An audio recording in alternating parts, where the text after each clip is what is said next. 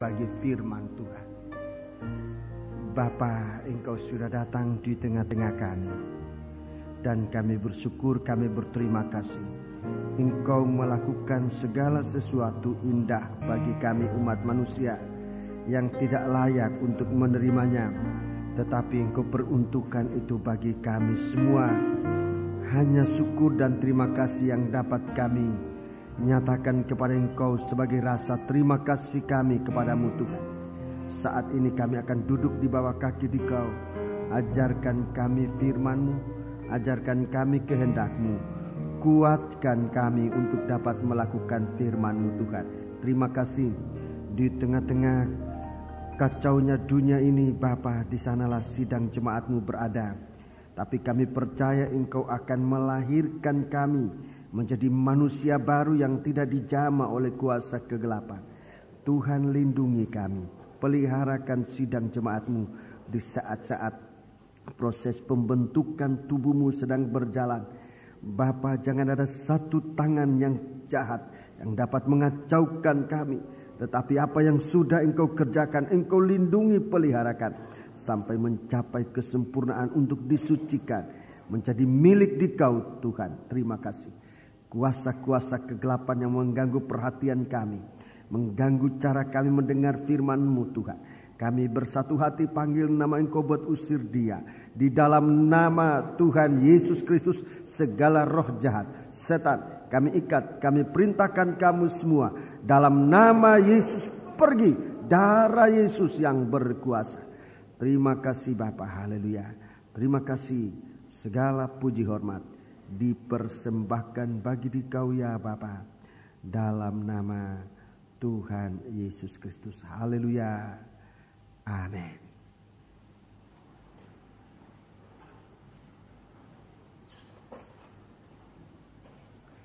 Duduklah dengan tenang di bawah kaki Tuhan. Dari tempat ini saya menyampaikan selamat malam bagi sidang jemaat seluruhnya, sidang jemaat yang sangat dikasihi Tuhan.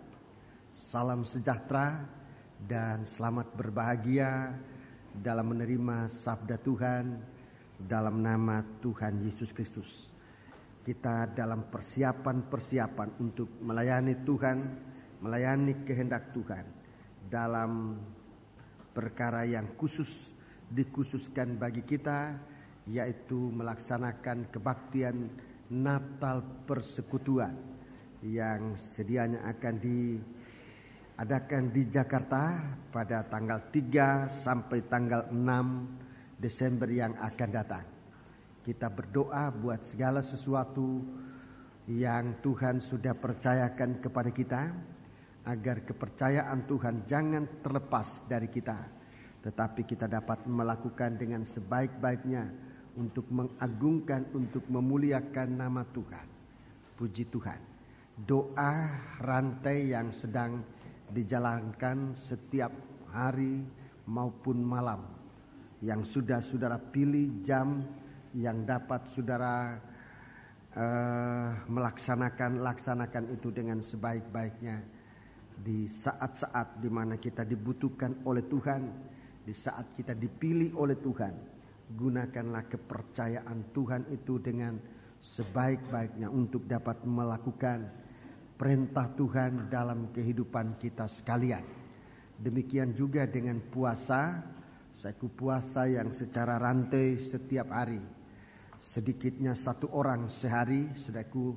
Dan nyatanya saudaraku bahwa saudara-saudara sangat memperhatikan apa yang gembala saudara sampaikan. Ajakan gembala untuk berdoa, berpuasa, agar Tuhan memberikan kita kekuatan mendapat sambutan dari saudara-saudara sekalian. Lakukanlah apa yang saudara sudah ambil bagian itu. Rekan-rekan hamba Tuhan yang juga mungkin ingin ambil bagian dalam berdoa, berpuasa, sebagaimana sudah diumumkan pada hari Selasa yang lalu, dan secara spontan mulai hari Rebu dilanjutkan dengan puasa yang setiap hari ini tidak berkeputusan sampai pelaksanaan kebaktian Natal Persekutuan di Jakarta. Dan selanjutnya akan diatur lagi pada waktu-waktu kemudian. Saudara sudah melakukan hari Kemarin ini hari-hari yang ketiga, Rebu, Kemis ini hari-hari yang ketiga, besok hari yang keempat. Saudara perhatikan hari dan tanggal saudara diatur oleh tua-tua yang sudah sempat mengatur harinya, dan jika sesuatu ada hal yang mungkin tidak sesuai dengan keadaan saudara, tolong segera menyampaikan kepada tua-tua, dalam hal ini Pak Yusuf maupun Pak Yakob yang akan mengaturkan agar jangan satu hari pun putus tidak ada orang yang berpuasa. Jadi hari-hari ini sampai hari pelaksanaan kebaktian Natal Persekutuan tetap ada orang berpuasa.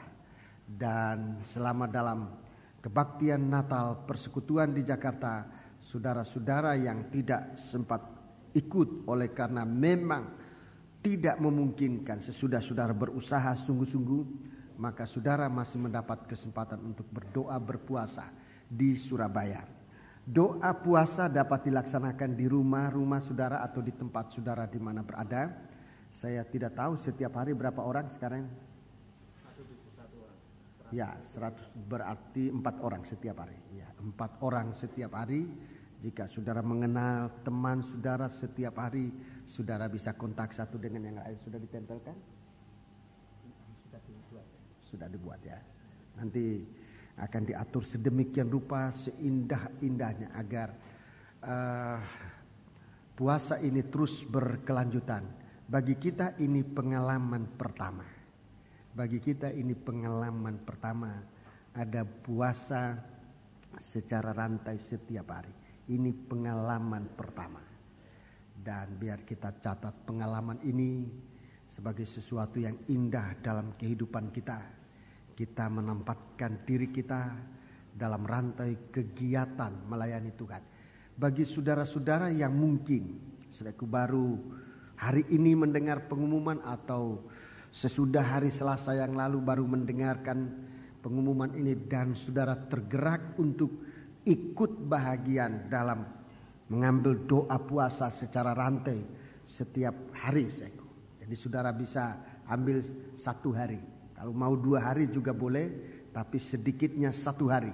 Jadi selama dalam 1 bulan lebih ini setiap hari ada orang yang berpuasa. Setiap hari untuk memohon kemurahan Tuhan agar memberi kekuatan kepada seluruh sidang jemaat. Dalam saudaraku leaflet ini yang kita doakan ada begitu macam-macamnya saudaraku, pembukaan firman Tuhan, pembicara, penterjemah dan semua yang berkaitan dengan pemberitaan firman Tuhan. Badan pelaksana KMI, undangan peserta-peserta mengenai izin sebagian sudah keluar dan masih ada yang harus diurus. Kita doakan mengenai dana, juga mengenai bangsa dan negara, mengenai kehidupan kita yang terutama, supaya Tuhan berikan kita kekuatan dalam melaksanakan tugas-tugas ini. Ini yang perlu didoakan setiap hari. Jadi sekarang doa itu meningkat. Saudara yang berdoa setiap hari terus berdoa bersama dengan puasa yang sudah diikut sertai oleh saudara-saudara yang lain yang sudah mengambil keputusan untuk berpuasa setiap hari. Puji Tuhan. Kita akan menampilkan suatu Kristus dalam pemberitaan firman yang baik hari-hari ini di dalam sidang jemaat maupun nanti di Jakarta.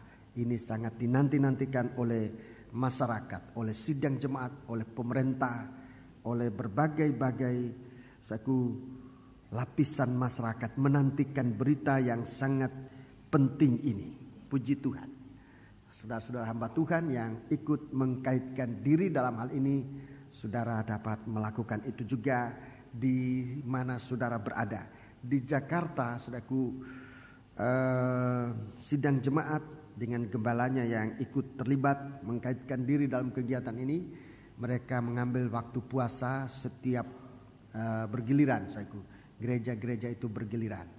Hari-hari yang mereka sudah tentukan untuk berpuasa, dan ini sangat indah sekali. Puji Tuhan. Mari kita sekarang mau lanjutkan dengan pemberitaan firman Tuhan dalam kitab Wahyu pasal pertama. Saya mohon ketekunan kita dalam memeriksa firman Tuhan, sebab firman Tuhan ini tidak harus diperiksa sepintas lalu. Sementara ada kesempatan kita membaca firman. Membaca firman, mendengar firman, melakukan firman. Kita masuk dalam kaitan bahagia yang datangnya dari surga. Saat membaca firman Tuhan, kita berada dalam bahagia surga. Kebahagiaan yang dari surga. Saat kita mendengar firman Tuhan, kita berada dalam kebahagiaan surga. Saat kita melakukan firman, kita pun berada dalam rantaian kebahagiaan yang turun dari surga. Kita melakukan semua ini sampai kita punya pengalaman. Sampai kita ada pengalaman bahwa saat membaca firman adalah saat bahagia. Saya tidak bisa menerangkan ini dengan kata-kata. Tetapi bagi saudara yang berpengalaman karena mempraktikkan, merindu membaca firman Tuhan secara teratur setiap hari, saudara akan merasakan kerinduan itu selalu timbul dari hati. Demikian juga untuk mendengar firman. Demikian juga untuk melakukan firman. Sebab firman Tuhan tidak mungkin salah. Kitab Wahyu dimulaikan dengan berbahagia orang yang mendengar, membaca firman, mendengar firman dan menyimpan, melakukan dalam kehidupannya. Mari, saya mohon saudaraku supaya kita memperhatikan. Memang saya tidak tahu berapa lama kitab Wahyu ini akan dibukakan. Tetapi kita tekunlah dalam apa yang Tuhan berikan kepada kita sekalian. Kitab Wahyu, pasal 1, kita sudah membaca secara keseluruhan. Ayat 9 sampai dengan ayat yang ke 20. Dan sekarang kita akan membaca ayat 12 sekali lagi. Ayat 12, saya masih belum dapat melepaskan diri. Masih sangat tertarik dengan ayat 12 ini yang ingin saya sampaikan kepada sidang jemaat. Ayat 12. Lalu aku berpaling untuk melihat suara yang berbicara kepadaku. Ya, melihat suara. Suara itu sudah menjadi suatu wujud. Terus? Dan setelah aku berpaling, tampaklah kepadaku 7 kaki dian dari emas. Ya, ini bagaikan suara itu berwujud kaki dia. Jadi suara yang sedang didengarkan ini, setelah diperhatikan, setelah dilihat dengan saksama, menemukan wujud, yaitu kaki dia dari emas. Saat kita mendengar firman, saat kita membaca firman, bagi rekan-rekan hamba Tuhan, saat kita menyampaikan firman Tuhan, saat itu kita sebenarnya sedang dibentuk oleh Tuhan untuk menjadi suatu wujud sesuai dengan kehendaknya. Dan ini sesuatu yang benar, sesuatu yang benar yang perlu kita perhatikan. Saat firman Tuhan disampaikan, dibaca, didengar, saat itu adalah saat kita sedang dibentuk oleh Tuhan untuk menjadi satu wujud menurut kehendaknya. Puji Tuhan. Apapun Tuhan menghendaki kita. Itu sebabnya saya sangat menghargai firman. Kalaupun ada masalah dalam kehidupan, apalagi masalah yang tidak terjawab oleh akal pikiran, tidak terselesaikan oleh kemampuan kita, jangan jauh dari firman Tuhan. Cari firman Tuhan. Di dalam firman Tuhan ada kuasa untuk menyelesaikan segala sesuatu. Datang, dengarkan firman Tuhan dengan sungguh-sungguh. Jadi kita lihat di sini dalam ayat yang ke-12 ini jelas bahwa suara, apalagi suara yang dibunyikan bagaikan bunyi sangkakala, ini suatu bunyi yang keras, suatu pemberitaan firman, penyampaian firman Allah yang sungguh-sungguh. Dia mempunyai kuasa suatu penciptaan untuk mewujudkan dari tidak ada menjadi suatu kenyataan wujud yang bisa dilihat. Itulah firman Tuhan. Jadi suatu hal yang begitu indah Tuhan berikan kepada kita, pemberitaan firman Tuhan. Bukan waktu yang sia-sia yang harus dilewatkan begitu saja. Tapi saat firman Allah diberitakan, itu saat di mana Allah bekerja membentuk suatu kehidupan yang tadinya kacau balau. Satu kehidupan yang tadinya gelap gulita. Satu kehidupan yang tadinya kosong. Saat firman Tuhan disampaikan, saat itu Tuhan sedang mengerjakan, membentuk suatu kehidupan yang kacau balau menjadi satu wujud, satu bentuk sesuai dengan kehendak Tuhan. Di saat firman Tuhan disampaikan, di saat itu Tuhan sedang mengisi suatu kehidupan yang kosong, yang dinyatakan dengan sikap tidak puas. Segala sesuatu tidak menghasilkan kepuasan. Itu bukti hati itu kosong. Firman Allah mau mengisi kehidupan kosong ini dengan wujud, dengan kenyataan. Firman Allah yang disampaikan memberi terang untuk segala sesuatu yang gelap, yang kita tidak mengerti, yang kita tidak dapat selesaikan. Suatu pertanyaan yang tidak terjawab. Firman Allah itu terang, menerangi segala sesuatu yang gelap. Saudara dapat baca apa yang saya ucapkan ini dalam kitab Kejadian pasal 1. Kitab Kejadian pasal 1. Itu firman Allah. Baik, kita membaca itu kitab Kejadian pasal 1 ayat 1 dan ayat yang kedua. Ayat 1 dan ayat yang kedua. Saudara perhatikan. Pada mulanya Allah menciptakan langit dan bumi. Ya, dalam Injil Yohanes pasal 1 yang ada pada mula pertama adalah firman. Jadi kalau Injil Yohanes pasal 1 ayat 1 kita gabungkan, kita bandingkan dengan Kejadian 1 ayat 1, kita akan lihat pada mulanya firman Allah itu menciptakan segala sesuatu, menciptakan langit dan bumi. Itu pada mula pertama. Allah menciptakan langit dan bumi. Dan dalam perjanjian baru Injil Yohanes pasal 1 yang ada pada mulanya itu adalah firman. Firman Allah menciptakan langit dan bumi dan bahkan segala isinya. Ayat 2, sudah perhatikan? Bumi belum berbentuk. Bumi belum berbentuk. Ini yang dikerjakan oleh firman. Bumi yang belum berbentuk. Kehidupan yang tidak ada bentuk. Satu kehidupan yang belum berwujud yang betul. Kacau balau, dalam terjemahan lama itu lebih tepat. Bumi sedang kacau balau. Bumi sedang kacau balau. Di saat kacau balaunya dunia, di saat kacau balaunya masyarakat, Tuhan sedang giat-giatnya membentuk tubuhnya. Ini perhatikan baik-baik perkataan ini. Jadi bukan justru kita harus lari dari aktivitas Tuhan saat kacau-kacaunya dunia. Di saat itu, di saat bumi belum berbentuk, di saat gereja kacau balau, di saat tidak ada persekutuan, sudah saya. Di saat itu Tuhan giat. Di saat itu Tuhan memuncakkan kegiatan untuk membentuk umatnya menjadi satu wujud yang seperti atau menurut teladannya. Wujud teladannya.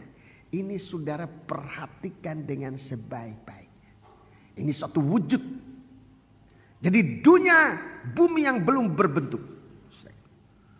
Terus dan kosong. Kosong. Gelap sebentar. Firman Allah ini memberi bentuk pada yang kacau balau, memberi isi pada yang kosong. Jadi bukan hanya suara tidak ada arti. Suara firman Allah bisa menjadi wujud yang bisa dilihat, dan Rasul Yohanes dia gunakan kesempatan setelah dia mendengarkan firman Allah. Suara itu dia ingin melihat wujud dari firman Allah itu. Apalagi? Gelap gulita menutupi samudra raya, dan roh Allah melayang-layang di atas permukaan air. Jadi bumi yang gelap gulita, kehidupan dalam kegelapan, disinari, diterangi oleh Tuhan, oleh firman-Nya. Sebab itu saya kemari, kita mau manfaatkan kesempatan ini dengan sebaik-baiknya. Dalam kitab Wahyu, saya mengakhiri Alkitab. Tuhan berbicara tentang wujud inti dari apa yang Tuhan ciptakan bagi bumi ini. Di zaman akhir, di kitab Wahyu, Tuhan menentukan, Tuhan memberikan wujud inti dari ciptaan itu. Itulah, perhatikan sidang jemaat yang ditampilkan bagaikan kaki Dia. Ini inti dari ciptaan Tuhan. Perkataan ini saya merasakan beratnya bobot rencana Allah dalam kehidupan kita. Banyak yang Tuhan ciptakan, tapi inti dari ciptaan Tuhan ini adalah sidang jemaat yang Ia kasihi. Jika tidak ada sidang jemaat, segala apa yang Ia ciptakan ini tidak ada arti apa-apa. Dengarkan ini, Tuhan membuat ciptaannya bagi bumi ini suatu inti yang sangat kuat. Itulah gereja Tuhan. Saya dapat buktikan ini. Di saat gereja Tuhan nanti diangkat dari bumi ini, dan bumi ini bukan apa-apa lagi bagi Tuhan. Bumi ini berarti oleh karena di bumi ini ada sidang jemaat Tuhan. Hanya itu arti dari bumi ini. Di saat gereja Tuhan diangkat dari bumi ini nanti, gereja Tuhan, bumi ini akan menjadi seperti Sodom dan Gomora. Tidak ada arti apa-apa lagi. Tuhan membela mati-matian bumi ini. Dan Tuhan mau lahir di planet kita ini, bumi. Sebab di bumi inilah Tuhan membentuk inti dari segala ciptaan. Dalam surat Yakobus saya katakan, ia akan menjadi buah sulung. Inti buah sulung itu milik Tuhan. Saudara-saudara, yaitu kehidupan yang dikerjakan oleh firman Tuhan. Kalau gereja Tuhan tidak lagi berada di bumi ini, dan bumi ini akan menjadi seperti Sodom dan Gomora. Saudara-saudara, saya baca itu dari firman Allah. Saya tahu ini karena firman Allah menuliskan demikian. Itu sebabnya kita tidak harus meringankan firman Tuhan. Kesempatan kita mendengarkan firman itu adalah pemberian yang dari atas. Tempat kita berkumpul itu pemberian dari atas. Kemampuan untuk mendengarkan firman Allah itu kemampuan dari atas. Kemampuan untuk bisa melakukan kehendak Allah itu pemberian dari atas. Supaya melahirkan gereja Tuhan menjadi satu ciptaan. Buah sulung dari segala ciptaan Tuhan. Tidak usah gentar. Kalau waktunya diizinkan oleh Tuhan, gereja Tuhan keluar dari bumi ini, dan apa yang tinggal akan menjadi seperti laut mati, Sodom dan Gomora. Selama Lut berada di Sodom dan Gomora, itu satu perumpamaan. Sodom dan Gomora masih tetap merupakan kota-kota, sekalipun dosa merajalela. Tapi begitu Lut dan istri dan keluarganya keluar dari Sodom dan Gomora, saat itu Sodom dan Gomora menjadi lautan api. Saat gereja Tuhan masih ada di bumi ini, saat itu, saudaraku, bumi ini belum akan dihukum oleh Tuhan. Tapi begitu gereja Tuhan diangkat dari bumi, maka bumi ini akan menjadi seperti Sodom dan Gomora. Saudara yang tahu pergi ke Timur Tengah, ke Israel, saudara bisa menemukan, melihat puing itu. Sebab itu memang ditaruh oleh Tuhan untuk peringatan generasi-generasi yang akan datang, termasuk generasi kita ini. Bahwa bumi akan dilenyapkan oleh Tuhan seperti cara itu. Api yang turun dari surga itu penghukuman untuk akhir zaman. Tetapi karena pada waktu itu dosa Sodom dan Gomora sudah memuncak sampai di hadirat Tuhan. Dan setetes api penghukuman akhir zaman itu dijatuhkan atas Sodom dan Gomora. Sodom dan Gomora menjadi lautan api. Itu sebabnya saat mendengar firman, biar firman itu merupakan bekerja dalam kita untuk mewujudkan kehidupan kita. Menjadi kaki dia. Menjadi sidang jemaat. Saudaraku yang sangat dikasihi oleh Tuhan. Yakobus pasal 1. Yakobus pasal 1. Coba saudara perhatikan saudaraku. Yakobus pasal 1. Ayat 16. Sampai dengan ayat yang ke-18. Itu yang tadi saya katakan gereja Tuhan. Gereja Tuhan nanti saudaraku menjadi gereja Tuhan. Menjadi inti dari ciptaan Allah. Inti dari ciptaan, artinya yang terpenting. Kalau inti itu sudah dicabut dan segala-galanya yang lain itu tidak berarti lagi. Kalau inti ini sudah diangkat dan memang saatnya gereja Tuhan itu nanti akan disingkirkan di saat itu saudaraku. Dan bumi ini tidak ada arti apa-apa. Mari kita baca ayat 16. Saudara-saudara yang kukasihi, janganlah sesat. Jangan sesat. 17. Setiap pemberian yang baik dan setiap anugerah yang sempurna datangnya dari atas, diturunkan dari Bapa segala terang. Padanya tidak ada perubahan atau bayangan karena pertukaran. Sekarang perhatikan segala pemberian yang baik, setiap anugerah. Waktu yang Tuhan berikan itu pemberian baik. Kita diberi oleh Tuhan waktu. Ada waktu-waktu untuk beribadah. Sudah perhatikan itu pemberian Tuhan. Jam-jam doa, jam-jam kita beribadah. Itu pemberian Tuhan. Saya anjurkan jangan gantikan waktu pemberian Tuhan itu untuk sesuatu hal yang lain. Jangan ditukar. Tempat, termasuk ini, termasuk tempat-tempat di mana kita diizinkan oleh Tuhan bisa berkumpul. Itu pemberian Tuhan. Umur, perpanjangan umur kita hidup di bumi ini, saudaraku. Itu pemberian Tuhan. Jangan dipakai perpanjangan umur ini untuk hal-hal berbuat dosa, saudaraku. Tapi kalau Tuhan berikan kita setiap hari perpanjangan umur, perpanjangan umur ini untuk mengagungkan Tuhan. Itu pemberian Tuhan.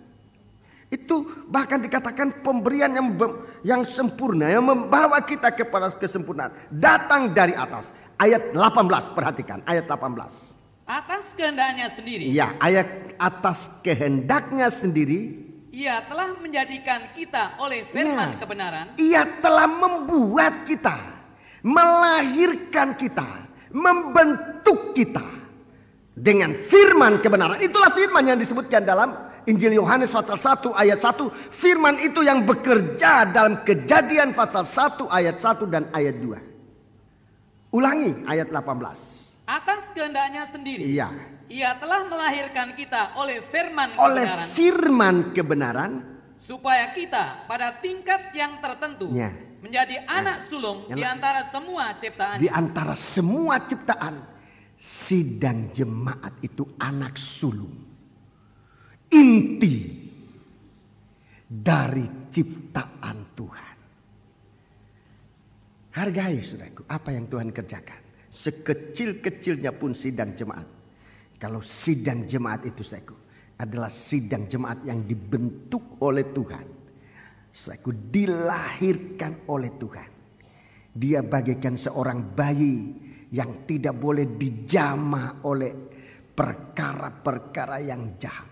Kalau saya bicara semacam ini, saudaraku, ibu-ibu tahu persis.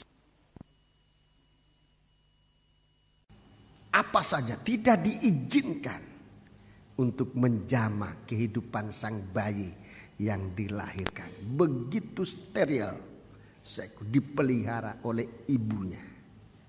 Tuhan melahirkan kita dengan firman. Tuhan membentuk, melahirkan kita menjadi sulung dari segala ciptaan. Kalau ini diangkat, maka bumi ini tidak ada arti apa-apa. Tidak ada arti apa-apa. Bumi ini dibela. Bumi ini sekarang masih belum menemukan kehancurannya. Yang oleh manusia sendiri berusaha untuk menghancurkan bumi. Manusia berusaha untuk menghancurkan bumi dengan menciptakan bom, menciptakan segala sesuatu yang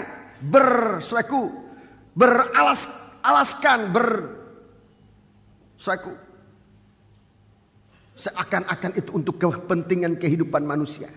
Padahal sesungguhnya manusia sedang mengarah kepada penghancuran bumi. Tuhan membela. Sebelum gereja Tuhan ini ada bentuknya. Sebelum gereja Tuhan ini ada isinya. Bagaikan sudah lihat itu mempelai itu. Ada bentuk, kemudian diisi. Bagaikan tabut perjanjian itu dibentuk, diisi, ada isinya. Kemudian ada terang, Shekinah glory, terang kemuliaan. Matahari, bulan, dan bintang itu terang. Selama itu belum berwujud pada sidang jemaat, gereja masih di bumi. Tapi kalau itu sudah berwujud, itu akan diangkat. Bumi ini akan mengalami pehukumannya seperti Sodom dan Gomora. 2 Petrus pasal yang ketiga. 2 Petrus pasal yang ketiga. 2 Petrus pasal yang ketiga. 2 Petrus pasal yang ketiga.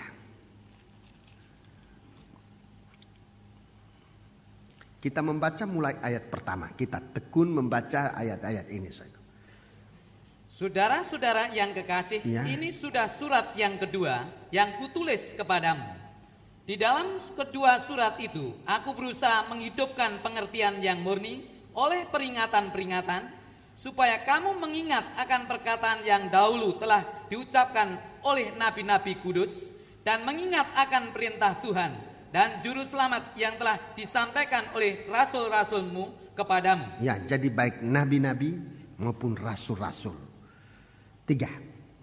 Yang terutama harus kamu ketahui ialah, yang pokok, yang utama harus kamu ketahui ialah bahwa pada hari-hari zaman akhir akan tampil pengecek-pengecek dengan ejekan-ejekannya, yaitu orang-orang yang hidup menuruti hawa nafsunya. Dalam surat Yudas saudara sudah dengar ini. Ini satu kelompok yang nanti akan tampil di tengah-tengah sidang. Mereka itu tidak ada firman, tidak ada iman. Tidak pakai pengertian, hanya hawa nafsu, hanya daging, hanya naluri. Ini manusia daging. Ini salah satu gereja, salah satu kelompok di dalam gereja Tuhan yang akan menghancurkan. Ini akan timbul, mereka itu mengejek. Dalam surat Yudas, saudara sudah dengar, sudah bisa dengar kembali, di sini diteguhkan kembali. Akan timbul pengejek-pengejek orang-orang yang hidup menurut hawa nafsunya. Dengarkan ayat 4. Kata mereka, di manakah janji tentang kedatangannya itu? Ya, ini yang di mana janji tentang kedatangannya untuk menjemput mempelai, untuk mengangkat mempelai. Mana itu gereja Tuhan yang akan diangkat? Terus? Sebab sejak bapa-bapa leluhur kita meninggal, segala sesuatu tetap seperti semula pada waktu dunia diciptakan. Iya, 4, 5. Mereka sengaja tidak mau tahu. Tidak mau tahu. Bahwa oleh firman Allah, langit telah ada sejak dahulu. Langit dan bumi diciptakan sejak dulu. Terus? Dan juga bumi yang berasal dari air dan oleh air. Iya. Dan bahwa oleh air itu, bumi yang dahulu telah binasa dimusnahkan oleh air bah. Itu zaman Nuh. Bumi yang dulu itu dibinasakan oleh air bah. Itu penghukuman pertama bumi ini oleh karena manusia. Semua manusia perbuatannya cenderung hanya untuk berbuat. Semata-mata hanya untuk berbuat jahat. Jadi bumi itu ditenggelamkan dalam air. Ayat 7. Tetapi oleh firman itu juga langit dan bumi yang sekarang terpelihara. Bumi dan langit yang sekarang ini disimpan, dipelihara dari api. Dan disimpan untuk hari penghakiman. Ya, disimpan untuk hari penghakiman. Dan kebinasaan orang-orang fasik. Iya, terima kasih. Jadi disimpan, dipelihara, disimpan untuk penghukuman yang akan datang. Penghukuman akhir zaman adalah bukan lagi dengan air, sebab Tuhan berjanji, aku tidak akan mendatangkan air bah lagi. Itu janji Tuhan. Aku tidak akan mendatangkan air bah lagi. Tetapi hukuman yang akan datang adalah api. Saudaraku, dan setetes api itu sudah diturunkan. Setetes api itu sudah diturunkan dari surga. Saudaraku, dan Sodom dan Gomora menjadi lautan api. Itu baru setetes api. Baru setetes api. Kita tidak bisa membayangkan bagaimana besarnya nanti, saudaraku, hukuman yang akan datang itu. Coba sekarang Fatsal 2, 2 Petrus Fatsal 2. 2 Petrus Fatsal 2. 2 Petrus Fatsal 2. 2 Petrus Fatsal 2. Ayat 5. Ayat 5. Dan jikalau Allah tidak menyayangkan dunia purba. Ya, dunia purba. Tetapi hanya menyelamatkan Nuh, pemberita kebenaran itu. Dengan 7 orang lain ketika ia mendatangkan air bah atas dunia orang-orang yang fasik. Ya, jadi sebelum Nuh masuk ke dalam bahtera, hujan deras itu belum turun. Belum turun. Saat itu suatu kacaunya masyarakat, olok-olokan terhadap ciptaan Tuhan kepada Nuh. Sudah begitu hebatnya. Tetapi sebelum Nuh masuk ke dalam bahtera, Tuhan belum menyatakan apa-apa. Begitu Nuh masuk dalam bahtera, hujan itu datang dan dunia ditenggelamkan. Terus? Dan jikalau Allah membinasakan kota Sodom dan Gomora dengan api. Ya, kota Sodom dan Gomora itu yang sesudah itu Sodom dan Gomora dengan api. Dan dengan demikian memusnahkannya dan menjadikannya. Ya, menjadikannya suatu peringatan. Suatu peringatan. Untuk mereka yang hidup fasik di masa-masa kemudian. Di masa-masa kemudian. Terus? Tetapi ia menyelamatkan Lot, orang yang benar. Lot ini orang benar. Yang terus-menerus menderita oleh cara hidup orang-orang yang tidak mengenal hukum dan hanya mengikuti hawa nafsu jadi ini mereka orang-orang yang tidak mengenal hukum, yang ikut hidup hanya hawa nafsu saja. Ini Lut dan keluarga itu gambaran dari sidang jemaat tinggal di tengah-tengah masyarakat sedemikian rupa. Ayat 8. Sebab orang benar ini tinggal di tengah-tengah mereka. Tinggal di tengah-tengah mereka. Dan setiap hari melihat dan mendengar perbuatan mereka yang jahat itu. Terus yang jahat itu, sehingga jiwanya yang benar itu tersiksa. Kita tersiksa dengan melihat ulah manusia yang tidak mau percaya kepada Tuhan, hidup hanya menurut hawa nafsu. Terus maka nyata bahwa Tuhan tahu menyelamatkan orang-orang saleh dari pencobaan, tahu menyimpan orang-orang jahat untuk disiksa pada hari penghakiman. Ya, jadi orang jahat ini akan disiksa pada hari-hari penghakiman. Terima kasih. Jadi kita lihat bahwa apa yang dilihat oleh Rasul Yohanes di Pulau Patmos itu sesuai dengan rencana Allah. Firman Tuhan disampaikan sedang membentuk kita, sedang mengisi sidang jemaat, sedang menerangi sidang jemaat. Puji Tuhan. Jadi ini akan menjadi satu wujud. Coba kita kembali dalam kitab Wahyu pasal 1 ayat 12. Ayat 12 kita ulangi itu. Kita ulangi membaca kembali. Lalu aku berpaling untuk melihat suara yang berbicara kepadaku.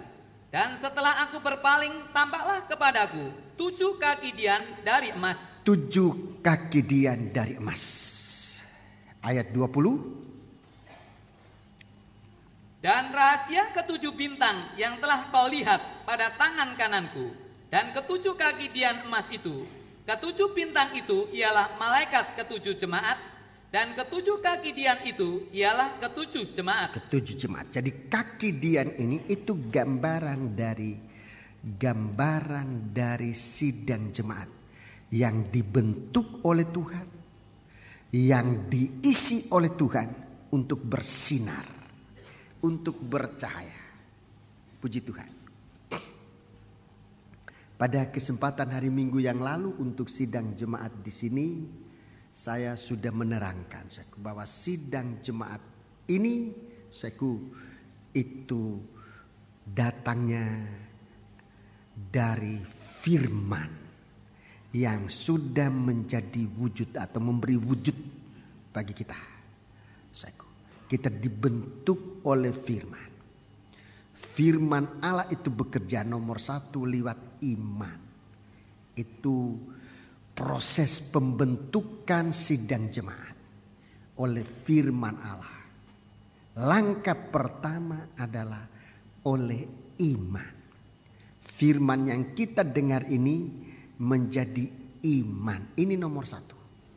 Jadi sidang jemaat ini bisa terbentuk kalau jemaat itu setelah mendengar firman, percaya pada firman itu. Ayatnya saudara catat saja. Roma pasal 10 ayat 17. Roma pasal 10 ayat 17. Jadi proses firman membentuk sidang jemaat adalah firman itu didengar. Untuk dipercaya, belum dilihat tapi didengar. Untuk diimani, dipercaya, dimengerti dengan akal, di dalam hati menjadi iman, menjadi percaya.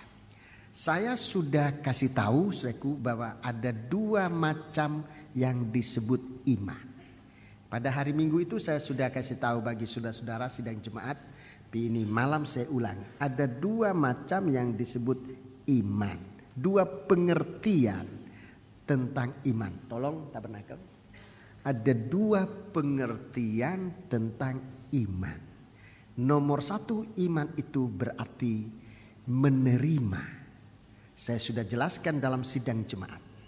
Dalam firman Allah kita dapat menemukan sifat tabiatnya Tuhan. Kalau saudara mau tahu, saudara mau tahu sifat-sifat, tabiat, karakter dari Allah, itu bisa saudara baca dari firman. Lebih banyak kita membaca firman, lebih kita melihat jelas karakter, sifat, tabiat, termasuk juga kelakuan dari Tuhan. Jika disimpulkan, begitu banyak tetapi kalau disimpulkan ada 4 sifat tabiat Tuhan ini. Waktu Yesus lahir ke dunia, 4 sifat ini ditampilkan secara gamblang, secara terus terang. Sifat Allah yang pertama yang ada pada Yesus dinyatakan waktu ia lahir. Nomor 1, dia adalah raja. Ini sifat Allah. Allah itu raja. Dia tidak mau berbuat dosa. Ia mengalahkan dosa. Ini raja. Nomor 2, Allah itu juga seperti seorang hamba. Mau melayani dengan setia dan dengan benar. Ini hamba. Ini hamba. Dia melayani kita. Dia memelihara kita. Dia memberi kita makan. Dia menyembuhkan kita. Sebab dia hamba. Dia menyertai kita. Sebab dia hamba. Yang ketiga, dia adalah manusia. Tetapi tidak berbuat dosa. Dia imam besar. Dia menjadi manusia untuk menjadi korban pendamaian. Saudara-saudara. Ia menjadi korban pendamaian. Ini yang ketiga. Jadi dia turut menderita bersama kita. Dia turut menderita bersama kita. Dia imam besar yang berbelas kasihan. Itu sifat karakter Allah, itu berbalas kasihan. Melihat orang menderita itu Allah kasihan. Cuma manusia ini yang tidak sadar dirinya. Kalau Allah itu sendiri, Allah kasihan melihat penderitaan kita. Apalagi sebab-sebabnya kita menderita. Dia mau singkirkan sebab-sebab kita menjadi menderita itu. Tetapi manusia tidak mau menerima itu. Cara Allah bekerja mendamaikan kita dengan Dia. Begitu kita damai dengan Tuhan, kita bahagia. Yang keempat, Dia adalah Allah suci. Dia Allah, Dia suci, Dia sempurna. Ini simpulnya dari karakter Allah yang diceritakan di dalam Alkitab. Di dalam Alkitab. Kesimpulan dari karakter, sifat tabiatnya Allah yang ditulis dalam Alkitab. Disimpulkan dalam 4 sifat tabiat atau karakter dari Tuhan. Itu yang ditulis dalam Alkitab. Itu kita terima. Percaya itu artinya kita terima karakternya Tuhan menjadi karakter kita juga. Kita terima sifatnya Tuhan itu menjadi sifat dan tabiat kita itu juga. Pengertian yang kedua dalam tabernakel ini adalah pintu gerbang. Iman dalam arti menerima. Percaya dalam arti menerima. Yang kedua dalam arti berhenti berbuat dosa, kembali kepada Tuhan. Berhenti berbuat dosa, kembali kepada Tuhan. Ini namanya bertobat. Itu percaya. Bertobat. Orang tidak bertobat itu saya tidak percaya kepada Tuhan. Biar dia orang Kristen. Tapi orang Kristen yang tidak percaya Tuhan.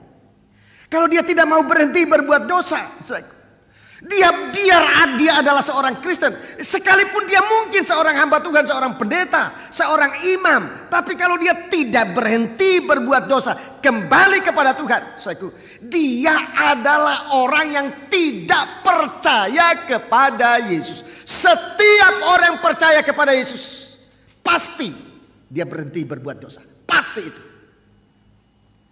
Jadi bukan suatu ucapan saja, aku percaya. Tetapi bagaimana sikap kita. Itu percaya. Percaya dalam arti bertobat. Berhenti berbuat dosa. Kembali kepada Tuhan. Itu percaya. Jadi pangkat kita di dalam gereja tidak dapat kita jadikan jaminan bahwa kita adalah orang percaya. Tidak bisa jadi jaminan. Tapi kalau kita sampai bertobat, percaya itu, dengarkan baik-baik. Kalau kita sampai berhenti berbuat dosa, percaya ini ditandai oleh Tuhan dengan segala sesuatu yang satu waktu akan menjadi karunia-karunia rohani. Karunia Roh Kudus, umpamanya karunia iman. Itu karunia. Mulainya dari ini, dari bertobat. Karunia mujizat. Kalau mendoakan orang sakit langsung sembuh. Itu karunia. Tapi mulainya di situ. Mulainya dari iman. Mulainya dari percaya dalam arti berhenti berbuat dosa. Kembali kepada Tuhan. Dan apapun yang dimohonkan oleh orang ini didengar oleh Tuhan. Saudara sudah dengar dalam surat 1 Yohanes pasal yang ketiga. Doanya didengar oleh Tuhan. Ini orang yang berhenti berbuat dosa. Yang hati nuraninya dibasuh oleh Tuhan. Ini orang. Ini sidang jemaat. Jadi dimulai dengan percaya dan tanda-tanda itu. Satu waktu kalau dia setia, kalau setia, coba. Jadi dari iman yang artinya bertobat ini tunjukkan dia akan meningkat kepada kaki dian emas. Kaki dian emas. Karunia-karunia rohani. Coba saya tunjukkan ayatnya lebih dahulu. Ini supaya kita mengerti bedanya, terutama kita hamba-hamba Tuhan. Beda agar kita jangan nanti tertipu dengan datangnya nabi-nabi palsu yang dapat menyembuhkan dan sebagainya. Sudah kita lihat dari mana Kalau itu karunia Allah, kita tahu dari mana asalnya. Tidak asal kuasa bisa menyembuhkan. Setan itu nanti akan tampil dan dia bisa menurunkan api dari surga. Tetapi dia bukan berdasarkan iman. Dia lakukan itu untuk menghancurkan iman anak-anak Tuhan. Mari kita melihat dalam Injil Markus pasal yang ke-16. Injil Markus pasal yang ke-16. Injil Markus pasal yang ke-16. Ayat yang ke-16. Injil Markus 16 ayat 16 dan 8 sampai 18. Siapa yang percaya dan dibaptis akan diselamatkan. Ya, percaya dan dibaptis. Jadi ini dia berhenti berbuat dosa, kembali kepada Tuhan, dilahirkan kembali, ini dibaptis. Ini percayanya. Ia diselamatkan terus. Tetapi siapa yang tidak percaya akan dihukum. Ya, perhatikan ayat 17.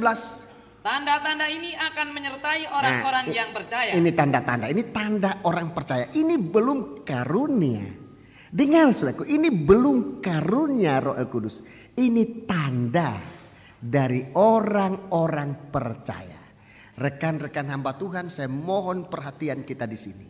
Sebab iblis akan datang, saudaraku, iblis akan datang menghancurkan iman gereja Tuhan. Tapi kalau kita tahu pengajaran tentang firman Allah, kita tidak gampang digoda. Tidak gampang. Bahkan bukan cuma tidak gampang, tapi tidak bisa digoda. Dengarkan. Tanda-tanda tentang kesembuhan dan sebagainya. Dan melakukan ini dan itu banyak dilakukan oleh setan. Banyak dilakukan oleh setan. Tapi iman ini dalam dua pengertian ini, dalam dua pengertian ini tidak bisa dipisahkan. Iman dalam arti menerima karakternya Allah. Dan bertobat. Jadi dia menyembuhkan orang sakit tapi jinanya tidak berhenti-henti. Ini bukan iman. Bukan mujizat dari Tuhan. Jangan karena dia bisa menyembuhkan orang sakit dengan doanya dan sampai lalu kita katakan inilah. Itu bukan iman. Itu datang untuk menghancurkan iman saudara. Jangan gampang tergoda. Mari kita lihat di sini. Ayat yang ke-17. Tanda-tanda ini akan menyertai orang yang percaya. Terus baca. Mereka akan mengusir setan-setan demi namaku. Iya. Mereka akan berbicara dalam bahasa-bahasa yang baru bagi mereka. Mereka berbicara bahasa-bahasa baru. Saya dulu sekitar tahun 50-an 60. Mengenal dalam suatu berita waktu itu. Memang gencar di seorang hamba Tuhan ya, yang dipakai oleh Tuhan. Saya sebut aja namanya Tommy Hicks. Saya ingat betul itu, saya tertarik waktu itu. Tommy Hicks. Dia seorang yang mengabarkan Injil di satu negara yang tidak percaya Tuhan. Dia tidak tahu bahasa negara itu.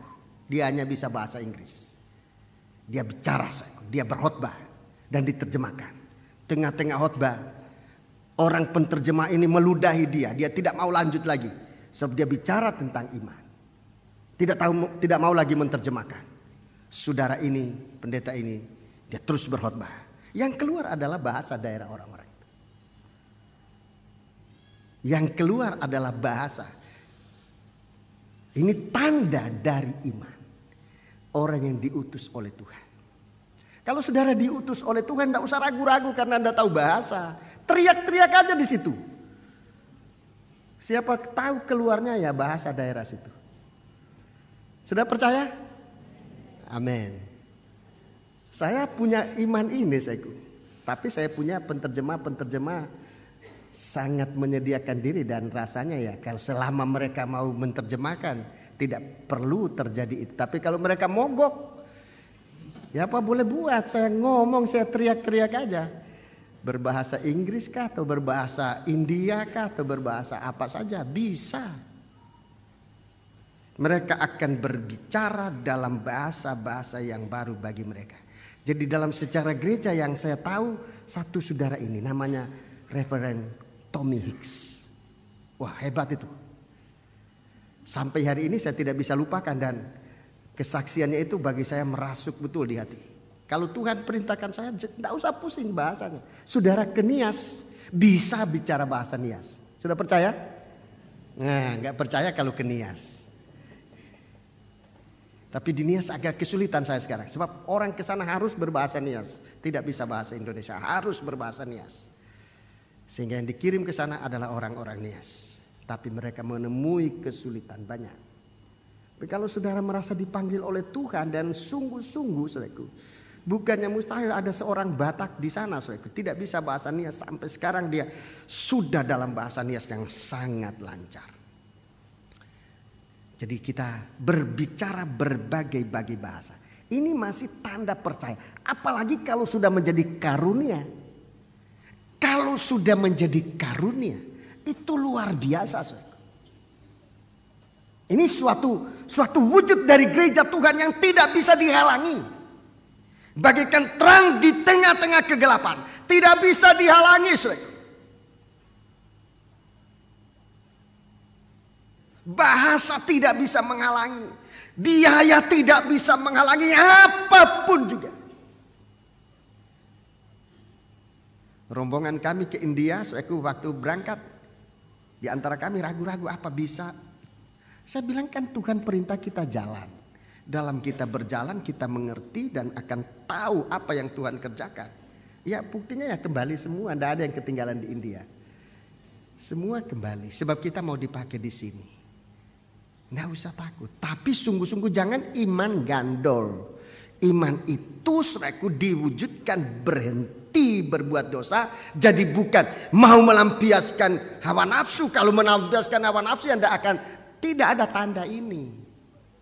Kalau kita mau sungguh-sungguh berhenti menurutkan suara perintah daging. Melakukan perintah Tuhan. Tidak usah takut. Tidak usah takut. Sebab tidak ada satu apapun yang bisa merintangi kita. Kalau sudah waktunya kita harus melakukan itu. Tuhan akan melakukan itu dengan kuasa aja. Kamu akan berbicara dalam bahasa-bahasa yang baru bagi mereka.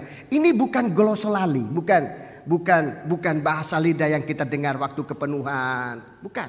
Ini bahasa-bahasa baru. Seperti yang tadi saya katakan. Saudara Tommy Hicks dia berbicara dalam satu bahasa daerah di Rusia. Tadinya dia hanya bahasa Inggris diterjemahkan. Tapi penterjemahnya mogok. Dia langsung diberikan oleh Tuhan kemampuan untuk berbicara. Baca terus sekarang ayat 18. Mereka akan memegang ular. Mereka memegang ular. Dan sekalipun mereka minum racun maut. Ya, mereka minum racun maut. Mereka tidak akan mendapat celaka. Tidak akan mendapat celaka. Mereka akan meletakkan tangannya atas orang sakit. Ya. Dan orang itu akan sembuh. Orang itu akan sembuh. Ini masih belum karunia. Kepada orang percaya diizinkan oleh Tuhan. Percaya, meletakkan tangan atas orang sakit itu sembuh. Tanda dari iman. Belum karunia. Ini belum karunia. Tanda dari iman. Kalau ini dipelihara sungguh-sungguh, di satu waktu iman ini akan menjadi suatu karunia. Karunia mujizat, karunia iman, dan karunia menyembuhkan, penyembuhan. Ini karunia. Ini karunia-karunia yang ada di mezbah korban bakaran. Jadi saya sudah lihat pengajaran ini begitu kuat mengajarkan kita hal-hal yang sangat bisa dipakai oleh setan untuk menjatuhkan sidang jemaat. Lewat pengajaran kita bisa meneropong, melihat dengan sebaik-baiknya. Jadi proses pertama ini yang firman Allah kerjakan di dalam sidang jemaat.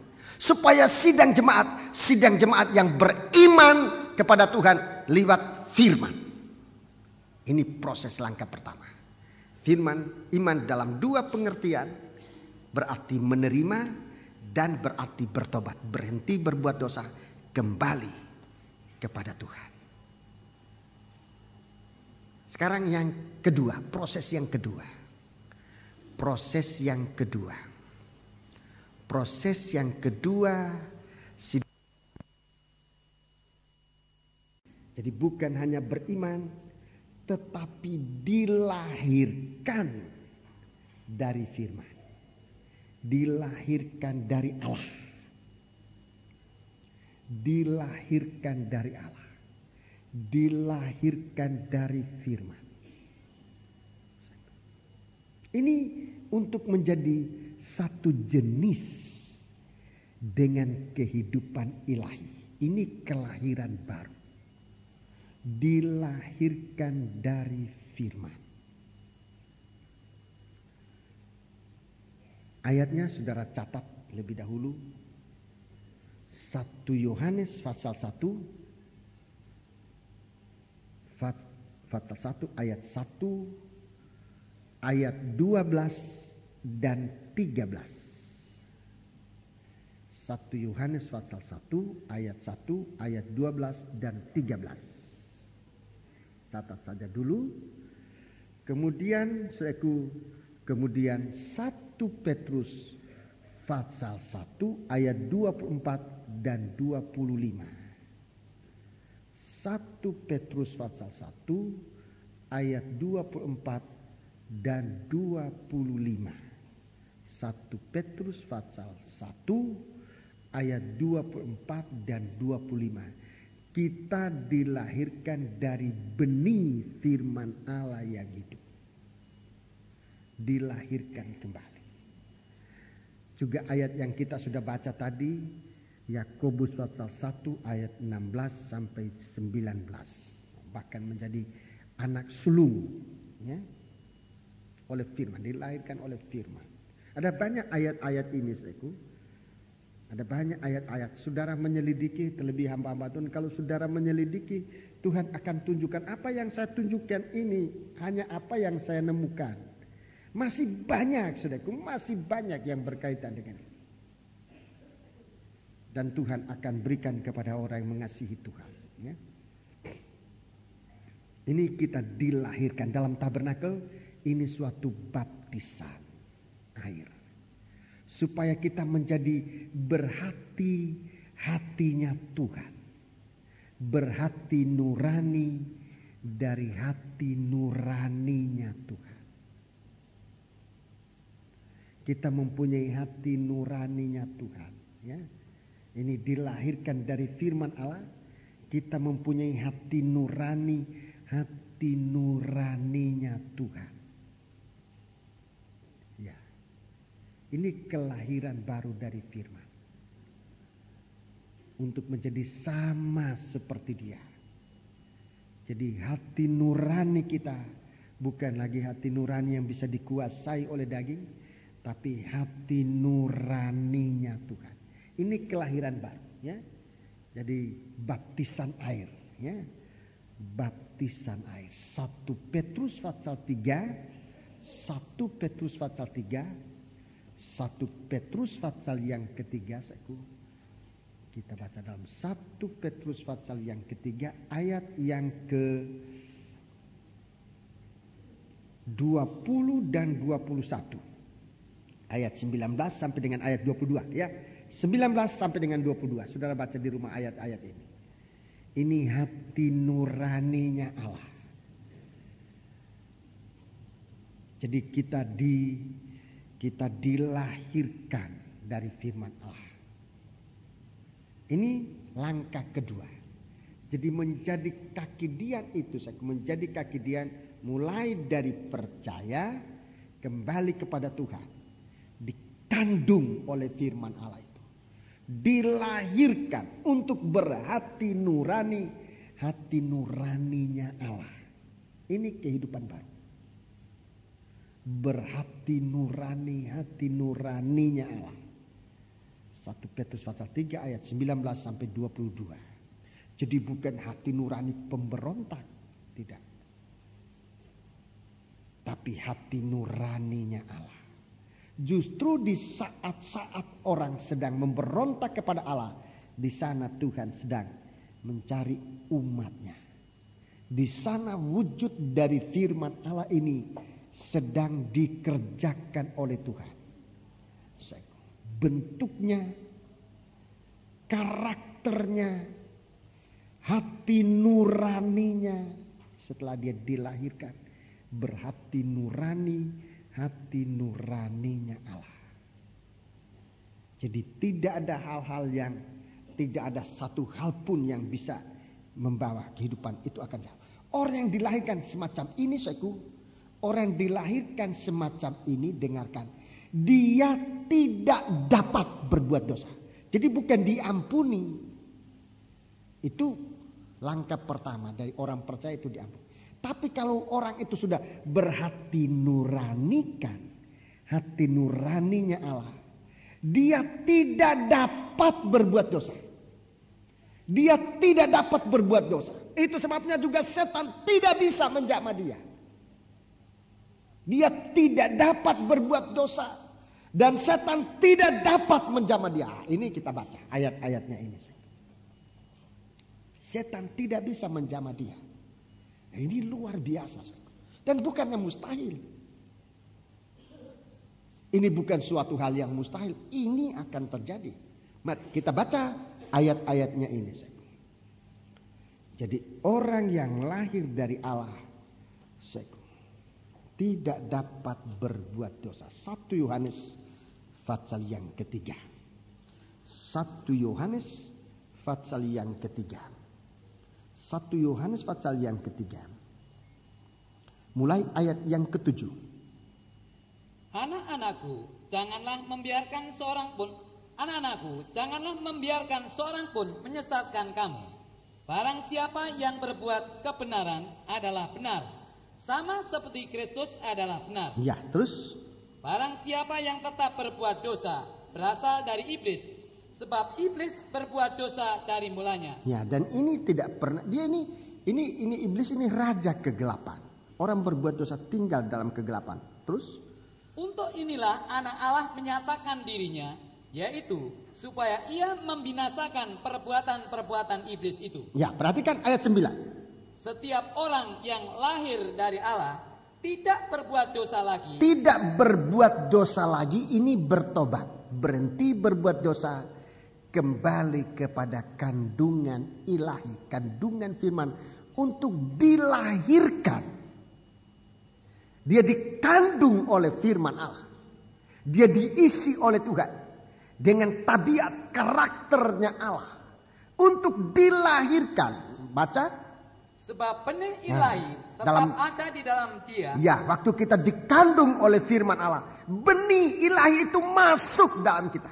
Benih ilahi masuk dalam kita. Terus? Dan ia tidak dapat berbuat dosa. Tidak dapat berbuat dosa. Karena ia lahir dari Allah. Lahir dari Allah. Jadi waktu dia lahir, dia dalam kandungan firman. Dia dikerjakan oleh Tuhan untuk menerima bukan hanya benih saja, tapi benih ini akan masuk menjadi hati nurani. Hati nuraninya Allah, dan dia tidak dapat berbuat dosa. Tidak dapat berbuat dosa. Bukan cuma tidak mau, tidak dapat berbuat dosa. Dia begitu dikuatkan oleh Tuhan. Sebab hati nurani Allah di dalam dia. Allah tidak berbuat dosa. Dia juga tidak dapat berbuat dosa. Sebab dia berhati nurani. Hati nuraninya Allah. Benih ilahi. Hati nurani Allah ada di dalam dia. Dan ia tidak dapat berbuat dosa. Puji Tuhan. Ini gereja Tuhan nanti akan tampil semacam ini. Tidak dapat. Bukan karena peraturan jangan ini jangan itu, tidak. Memang karena hati nuraninya yang dibaharui oleh Tuhan. Dia memiliki hati nuraninya Allah. Dia tidak dapat berbuat dosa. Itu hati nuraninya Allah. 1 Yohanes pasal 5. 1 Yohanes pasal 5 kita lihat, orang yang lahir dari Allah semacam ini tidak bisa dijamah oleh setan. Tidak bisa dijamah oleh setan. Ayat 18. Kita tahu bahwa setiap orang yang lahir dari Allah tidak berbuat dosa. Tidak berbuat dosa. Tetapi Dia yang lahir dari Allah, yaitulah Yesus Kristus yang juga lahir dari Allah, melindunginya. Dan si jahat tidak dapat menjamahnya. Si jahat tidak dapat menjamahnya. Jadi ini masalahnya ini, saudaraku. Kehidupan kita ini dikerjakan oleh Tuhan, mau ditampilkan bagaikan kaki Dia, suara yang mengerjakan proses dalam kita. Jadi proses ini dimulai dari mendengar firman dan percaya. Coba tunjukkan. Ya. Mendengar firman dan percaya, menerima dan bertobat. Oh ya, ya jangan kesusu dulu. Menerima dan bertobat itu percaya. Saya mempunyai karakternya Allah, sifat tabiatnya Allah. Kalau lebih dalam lagi, kita dilahirkan ya dari firman Allah. Firman Allah melahirkan kita untuk berhati nurani, hati nuraninya Tuhan. Orang ini tidak bisa berbuat dosa dan iblis tidak dapat menjamah dia. Orang ini tidak dapat berbuat dosa, iblis tidak dapat menjamah dia. Ini bagaikan mempelai ini nanti begitu hebat. Dia tidak dapat berbuat dosa, dia berhati nurani, hati nuraninya Allah. Mungkin sudah pikir terlalu tinggi, tapi kalau kita mau sungguh-sungguh, saudaraku, Tuhan memberikan kita pengertian. Ayat 20, coba baca ayat 20. 1 Yohanes 5 ayat 20. Ayat 20, kalau kita mau sedemikian ini, Tuhan Allah memberikan kita pengertian akan hal ini. Ayat 20. Akan tetapi kita tahu bahwa anak Allah telah datang dan telah mengaruniakan pengertian kepada kita. Memberikan kita pengertian supaya kita mengenal yang benar. Ini yang benar, kita mengenal terus. Dan kita ada di dalam yang benar. Ya. Di dalam anaknya Yesus Kristus. Dia adalah Allah yang benar dan hidup yang kekal. Ya, Allah nanti berikan kita pengertian. Jadi jangan langsung putus asa. Wah, tidak ada orang bisa sampai di situ. Jangan langsung putus asa. Allah yang benar ini memberikan kita pengertian untuk kita bisa sampai dalam perkara sebegitu jauh. Haleluya. Jadi ini langkah yang kedua ya. Sesudah kita percaya, kita dilahirkan. Sesudah kita dilahirkan, kita disucikan oleh firman. Ini yang ketiga. Ini langkah yang ketiga. Kita disucikan oleh firman. Kita dibasuh oleh firman. Kita disucikan oleh firman. Baca ayatnya. Yohanes pasal 15 ayat 3. Dibasuh oleh firman. Jadi gereja Tuhan itu perlu dibasuh. Dibasuh selalu oleh firman. Catat ayat-ayatnya dulu. Yohanes pasal 15 ayat 3. Yohanes pasal 15 ayat yang ketiga. Kemudian Efesus pasal 5 ayat 25. Ayat 25 sampai dengan ayat yang ke-27. Ayat 25 sampai dengan ayat 27. Dibasuh sampai menjadi bukan hanya bersih, bukan hanya suci, tapi sampai sempurna. Ini bukan air biasa. Ini bukan firman biasa. Tapi pembasuhan yang bukan hanya membersihkan, bukan hanya menyucikan, tetapi juga menyempurnakan. Dan ini luar biasa ya. Inilah yang diberikan oleh Tuhan. Itu proses firman yang membentuk sidang jemaat untuk ditampilkan menjadi kaki dia. Dan ini akan menjadi wujud.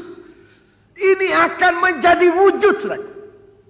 Firman Allah ini akan menjadi wujud kalau kita mendengar firman Allah. Dan ada kerinduan untuk melihat wujud itu. Tuhan akan nyatakan wujud ini. Kaki dia itu. Seperti Yohanes, dia merindu itu. Dan Tuhan tunjukkan wujud. Suara itu sudah menjadi wujudnya kaki Dian dari emas. Sekarang kita baca ayat-ayat ini. Yohanes pasal 15 ayat yang ketiga. Yohanes pasal 15 ayat yang ketiga. Yohanes pasal 15 ayat yang ketiga.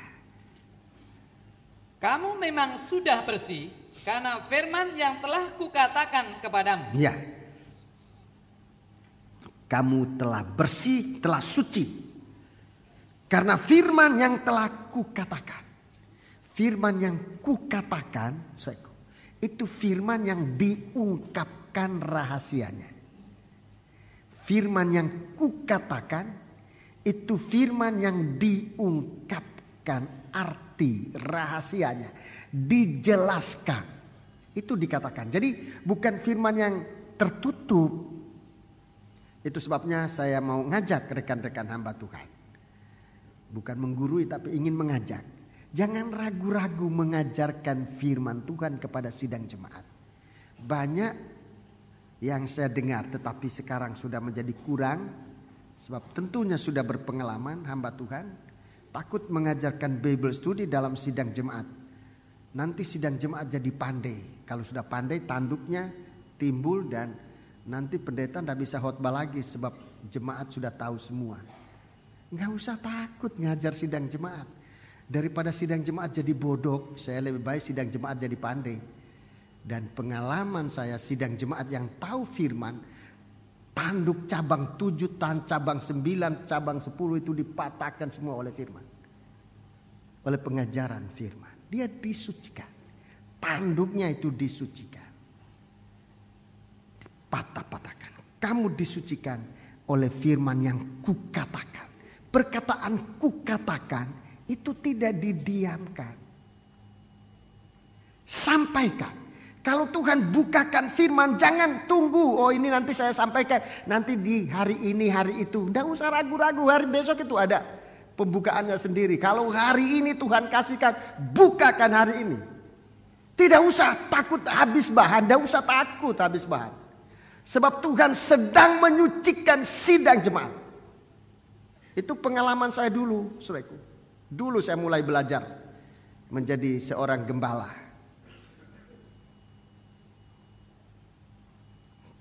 Saya rentet-rentetan, saudaraku, catatan untuk khotbah. Saya sudah nomorin sekian banyak nomor judulnya. Takut kehabisan bahan. Tapi bukan begitu. Tuhan kemudian ajarkan. Kita dengar dari Tuhan, kita sampaikan. Tidak akan habis bahan sampai hari ini. Sampai hari ini tidak habis bahan. Bahan dari sekolah Alkitab dulu saya belum habis sampai hari ini. Sebab apa yang Tuhan kasihkan disampaikan saja. Itu tidak habis-habisnya. Sebab dia adalah roti kehidupan. Sudah percaya? 5 ketul roti kalau disimpan sendiri, 5 ketul itu habis. Tapi kalau disampaikan, itu malah berkelimpahan. Orang sudah kenyang, masih ada lagi sisanya. 12 bakul. Itu kelimpahan, itu firman Allah. Hanya sampaikan itu dengan jangan ada keinginan daging. Jangan emosi, jangan sombong. Tapi biarlah firman Allah diisi pada hati yang sudah kita kosongkan dari perkara-perkara daging ini. Tuhan akan nyatakan firman. Ini saya ingin sampaikan kepada rekan-rekanku hamba Tuhan. Jadi begitu saya. Firman yang kukatakan, perkataan kukatakan ini dibuka. Jadi sekarang masalahnya, apa kita mendengar perkataan Tuhan? Apa ada waktu kita duduk di bawah kaki Tuhan? Perhatikan, ini bukan belajar, tetapi duduk mendengar perkataan Tuhan. Di saat kita duduk di bawah kaki Tuhan, melepaskan pikiran kita sendiri, pengetahuan kita sendiri, melepaskan keinginan kita sendiri. Lain kali kita mau berkhotbah, kita cari kita mau ingin apa. Oh kita sekarang mau bangun gereja, perlu dana. Saya harus bicara tentang dana. Itu kan keinginan kita. Lalu kita bicara soal dana sampai jemaat bosan. Saya di sini tiap kali bicara soal dana, saya tidak tahu mereka bosan atau tidak. Tetapi saya bicara itu bukan dari keinginanku untuk dapat uang, tidak. Saya bicara kalau itu Tuhan suruh untuk saya bicara. Saya bicara. Jadi masalahnya apa kita bisa duduk mendengar perkataan Tuhan atau tidak? Kalau kita mendengar perkataan Tuhan dan kita lanjutkan kepada sidang jemaat, itu menyucikan sidang jemaat. Dan saya periksa di hati. Kalau saya ada keinginan akan uang umpamanya, akan kepujian, saya sudah ambil putusan untuk tidak bicara soal itu. Saya menghukum daging sendiri. Saya tidak akan bicara soal keuangan. Kalau di hati saya terdapat keinginan akan uang itu, saya tidak akan bicara. Sebab nanti sidang jemaat berkorban itu lalu menjadi diarahkan ke saya. Saya balikan suatu penyembahan mereka kepada Tuhan menjadi kepada saya, dan itu sangat merugikan sidang jemaat. Sidang jemaat tidak disucikan. Dan saya periksa hati itu, duduk di bawah kaki Tuhan. Kebaktian Natal Persekutuan di Jakarta membutuhkan dana tidak sedikit. Tidak sedikit. Saya duduk di bawah kaki Tuhan. Kalau Tuhan berbicara, saya bicara kepada sidang jemaat. Kalau mereka melakukan, mereka lepas dari dosa. Dosa sungut-sungut. Dosa yang menginginkan dan segala sesuatu. Saya kasih 100, nanti dapat 100 kali ganda. Wah, kan dosa keinginan. Saya tidak mau ngajar mereka dengan emosi semacam itu. Tapi dengan iman. Kalau saudara ada kontak dengan firman yang disampaikan oleh Tuhan, pemberian saudara, korban saudara, saudaraku, itu adalah korban Kristus yang menyucikan saudara dari keinginan. Saya tahu saudaraku di Jakarta itu nanti, saya tidak tahu berapa banyak, tapi saya percaya banyak. Kalau jumlah uang itu banyak, biar Tuhan menyucikan sidang jemaat. Supaya sidang jemaat melakukan itu, mereka tidak berbuat dosa kepada Allah. Tapi korban itu, keterlibatan mereka dengan perdamaian dengan korban Kristus. Dan ini justru menyucikan. Tidak ada omelan, tidak ada tuntutan ini dan itu dan sebagainya, lalu menjadi kecewa. Tidak ada cerita itu. Kalau saya bakar-bakar mereka, saudaraku, bakar saudara-saudara dengan emosi. Wah, ini saya takut, emosi ini, saudaraku, biasanya kelihatannya hampir sama dengan iman. Tetapi itu menghancurkan saudara. Saya tidak mau melakukan itu. Tapi kalau saudara digerakkan oleh Tuhan, jangan coba-coba melawan kehendak. Jangan coba-coba. Saya tidak nakut-nakuti, tetapi saya sebagai gembala, saya harus kasih tahu ini. Kalau saudara digerakkan. Ya. Jadi ini disucikan oleh firman. Jadi sidang jemaat itu disucikan oleh Tuhan dari firman. Disuci oleh firman. Dari dosa yang sudah dilakukan. Dari perasaan. Dari perhatian. Dari hati nurani. Segala macam dosa-dosa ini disucikan oleh firman. Firman ini menggerayangi seluruh kehidupan kita. Sampai perkara yang paling dalam. Yang masih ada di pikiran. Masih di perasaan. Masih ada di angan-angan hati. Itu disucikan oleh firman. Saudara belum melakukan, firman Tuhan sudah bicara. Nah, itu suatu penyucian oleh firman. Sekarang Efesus pasal 5. Jadi penyucian ini akan ditingkatkan oleh Tuhan. Bukan hanya penyucian, tapi sampai pada penyempurnaan. Sehingga kita nanti di hadapan Allah tanpa cacat dan celah. Sebab perbuatan kita disucikan sampai yang paling dalam, yang tersembunyi. Itu disucikan oleh Tuhan. Kita baca Efesus pasal yang kelima. Efesus pasal yang kelima ayat 25. Mulai ayat yang ke-25. Hai suami, kasihilah istrimu sebagaimana Kristus telah mengasihi jemaat dan telah menyerahkan dirinya baginya untuk mengkuduskannya. Ya, untuk mengkuduskan, untuk menyucikan dengan apa? Sesudah ia menyucikannya dengan memandikannya dengan air dan firman. Dimandikan dengan air. Coba tolong permandian air. Dimandikan dengan air. Pada kebaktian baptisan air saya kasih tahu sama mereka, sesudah dibaptiskan air, saudara harus meningkat. Kalau hanya tinggal di baptisan air, saudara tinggal di halaman, coba tolong halamannya. Iya, lalu bisa keluar. Nah, ini banyak orang dibaptiskan air keluar lagi. Kenapa? Sebab dia tidak meningkat. Dia selesai baptisan air, dia pikir baptisan air menyelamatkan. Pokoknya sudah selamat, haleluya, amin. Dia berputar-putar di halaman. Ini banyak sekali orang Kristen semacam ini.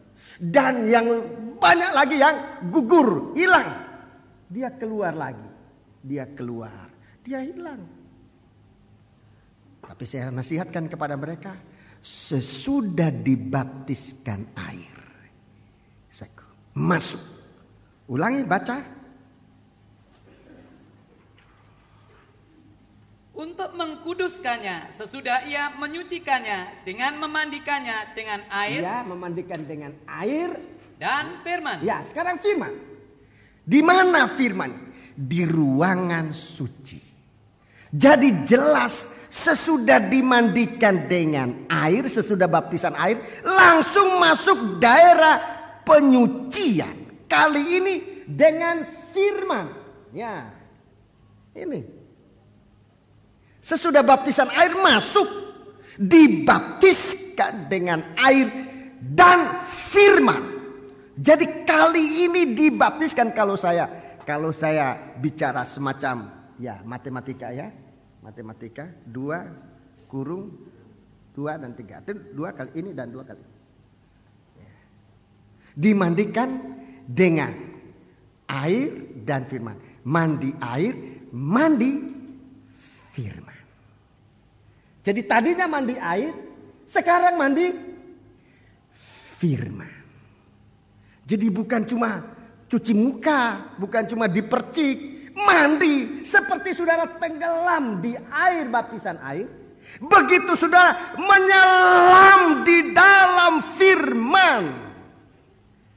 Itu penyucian, dikuduskan dalam baptisan air dan firman. Dan baptisan firman, seperti kita diselamkan dalam air, kita diselamkan dalam firman.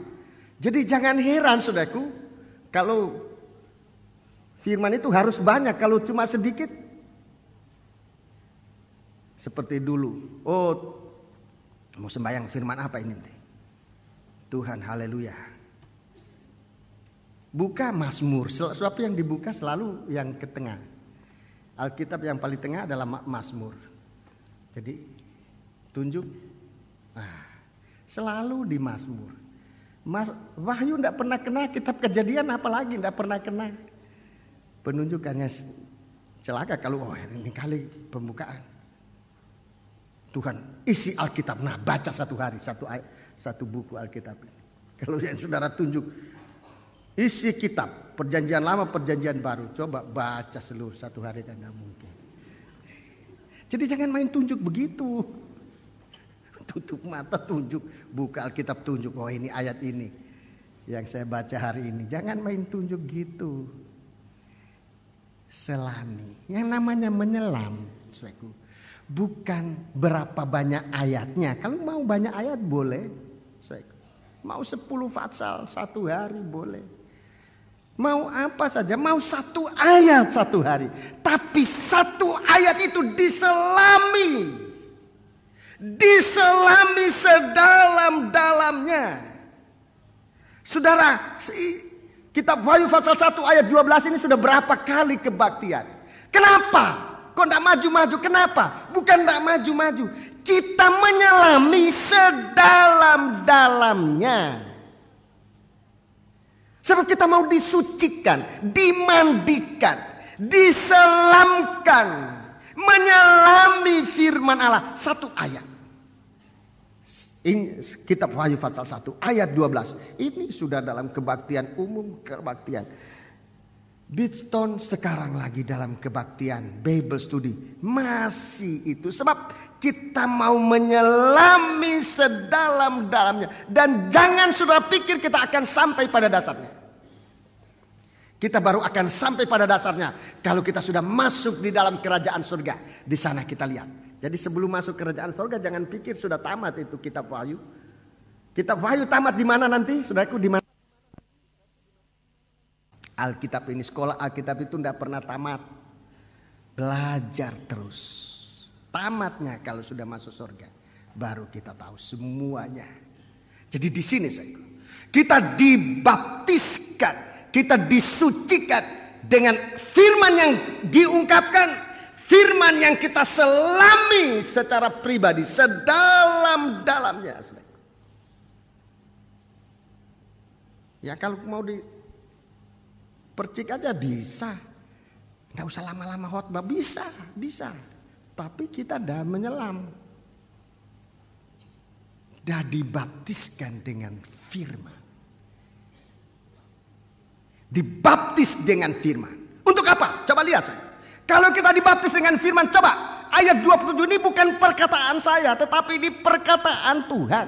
Kalau kita sampai dibaptiskan dengan firman. Ayat 27.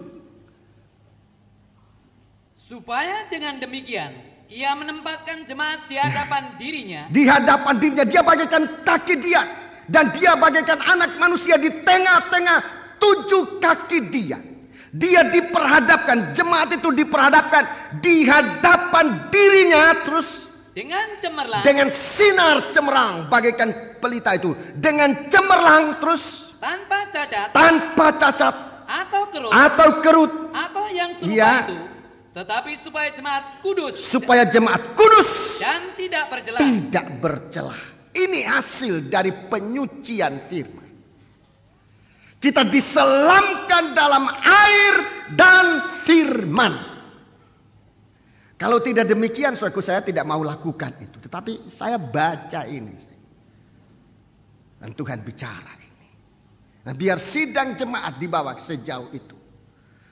Jadi saudara, kita mau ikuti bagaimana firman Allah sedang membentuk kita. Firman Allah sedang mengisi kita. Firman Allah sedang memberi terang bagi kita.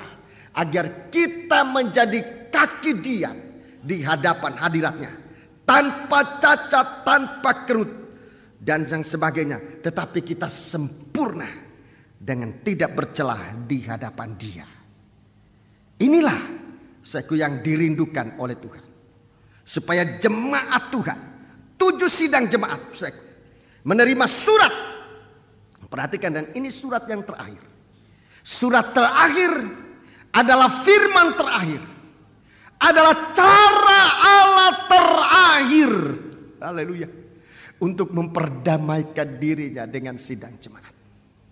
Kalau ini tidak dipakai, tidak ada lagi cara yang Tuhan mau pakai untuk mendamaikan dirinya dengan sidang jemaat. Tulis dalam apa yang kamu lihat. Tulis dalam kitab dan kirimkan kepada 7 sidang. 7 kaki dia. Gambaran dari gereja Tuhan di akhir zaman. Termasuk kita sekarang. Ini cara Allah untuk mendamaikan dirinya dengan sidang jemaat. Lewat firman-Nya. Merupakan percikan darah. Kalau ini kita tidak mau terima, tidak ada lagi cara pendamai. Ini cara terakhir Allah mendamaikan dirinya dengan manusia. Cara terakhir. Tidak ada lagi. Sesudah ini, sorga itu turun.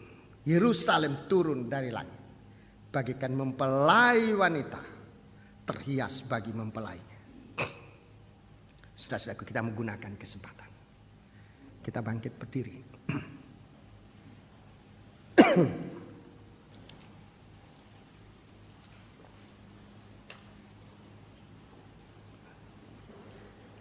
Kita mau bangkit berdiri, saudara. Bagaikan kaki dia di hadapan hadirat-Nya.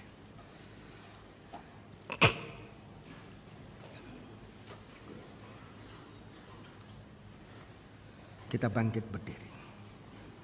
Berita ini akan disampaikan, dilanjutkan pada hari Minggu. Haleluya. Pelayan perjamuan suci tampil ke depan. Siapkan diri. Sejauh mana saudara mempersiapkan diri untuk menjadi milik Tuhan. Haleluya. Untuk mengerjakan pekerjaan pendamaian.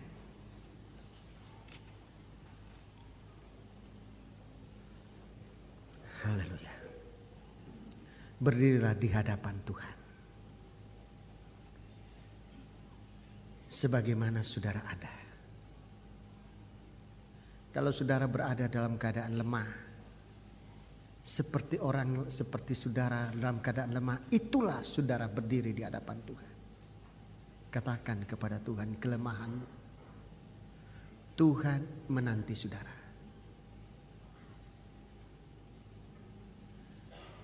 Kalau saudara mungkin sedang disakiti, berdiri di hadapan Tuhan sebagai orang yang sedang disakiti oleh apapun juga, katakan kepada Tuhan.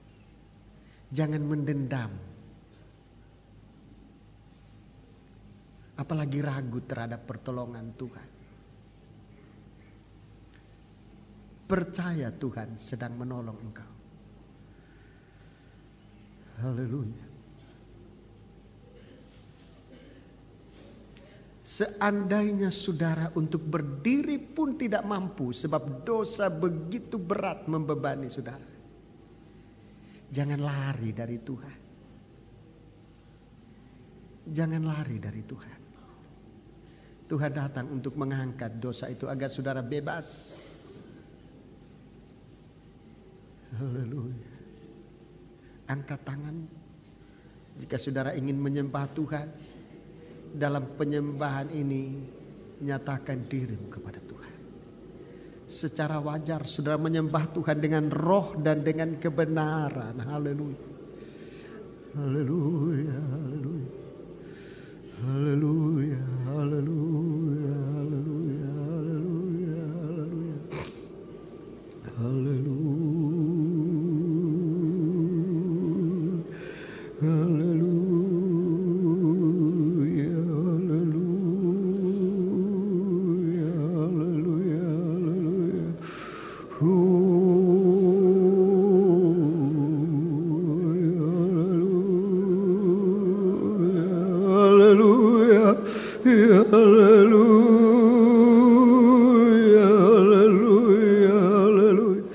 Haleluya.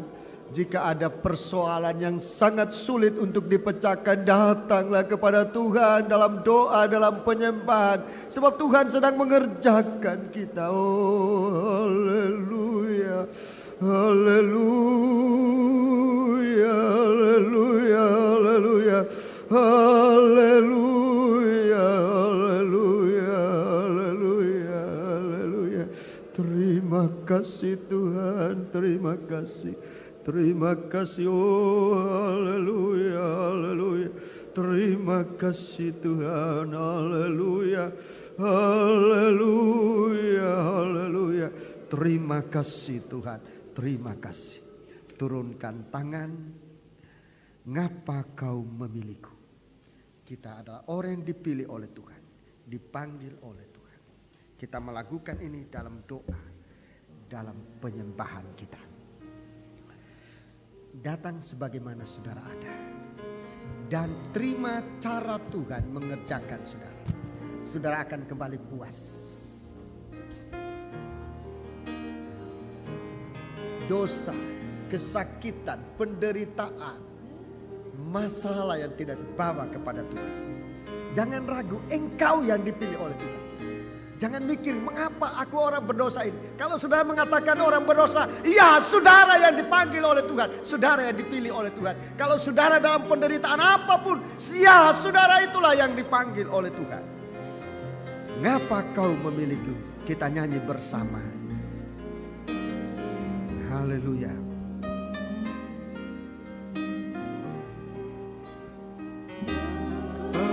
Kau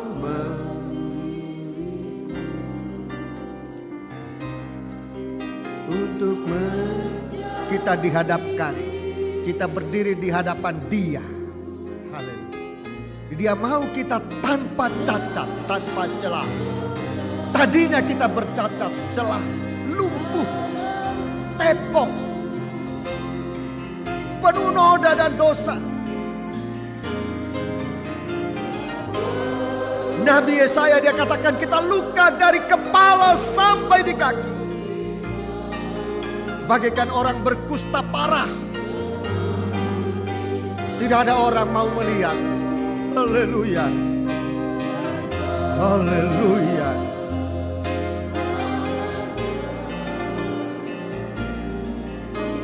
Ngapa kau memilihku dari atas?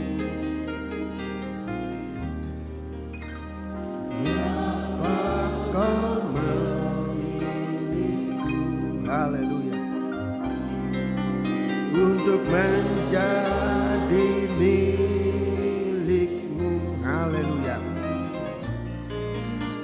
Sedangkan kau tahu salahku. Haleluya.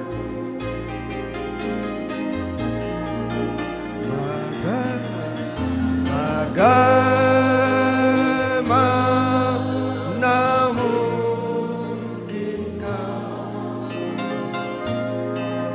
mengampuni semua dosaku, mau menyelamatkan. Angkat tangan dua ke atas, seru Tuhan, berseru kepada Tuhan. Tolong aku Tuhan. Tuhan tolongku. Tuhan tolong suamiku, tolong istriku, tolong anak-anakku, tolong seisi rumah tanggaku. Haleluya. Agar semua hidup dalam Allah. Mau mentaati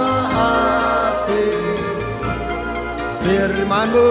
Haleluya. Biar kita mengagungkan firman Tuhan.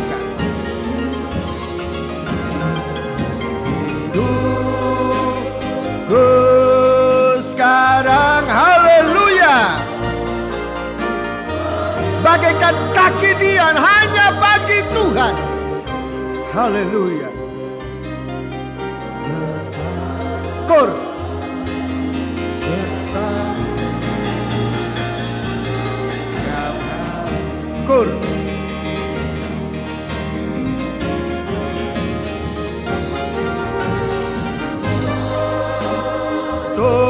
Tolongku, haleluya. Hidup nurut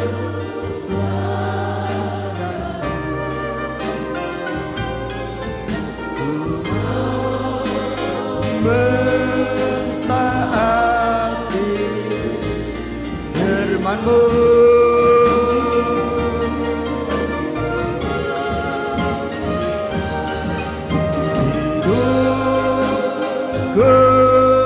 Sekarang haleluya.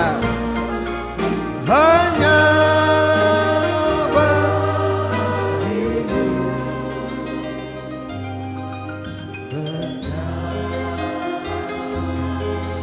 turunkan tangan. Ngapa kau memilihku? Hanya kaum ibu, hanya ibu-ibu yang menyanyikan. Suara ibu-ibu, doa ibu, kasih ibu gambaran kasih Allah. Haleluya. Anak-anak muda yang hidup dalam dosa, wanita-wanita muda yang hidup dalam dosa, saudara-saudara yang hidup dalam dosa, dengar dari suara ibu, kasih Allah dinyatakan.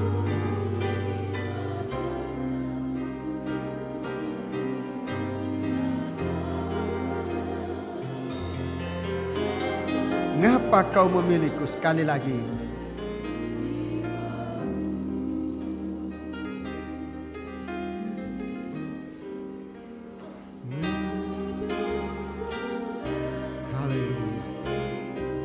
halusnya suara Tuhan.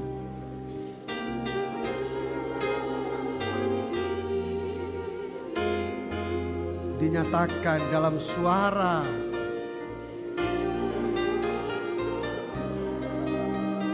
pengakuan salah oleh seorang ibu untuk suami, untuk anak, keluarga.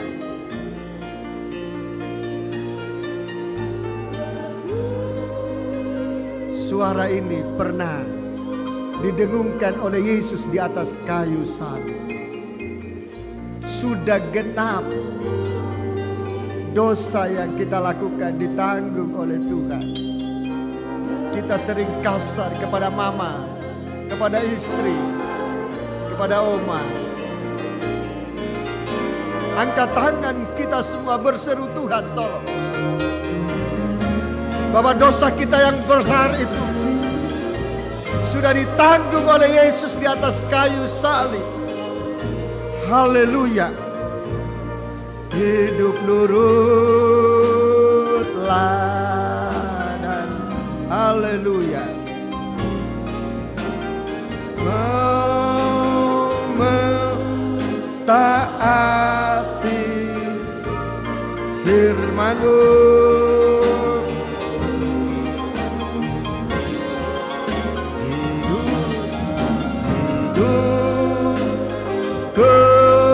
Sekarang haleluya, ucapkan hanya bagimu bersyukur. Kita menyembah Allah, haleluya. Tuhan tolong, di hadapan Tuhan kita berdiri.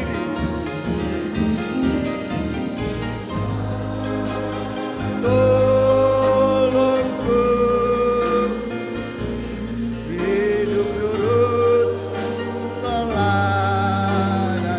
Haleluya.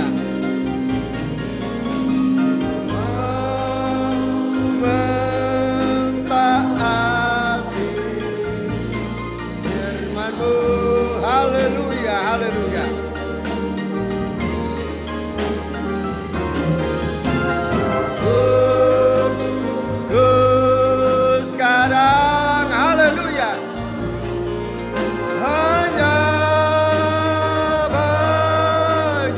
Dengan sambil kita menyembah Allah.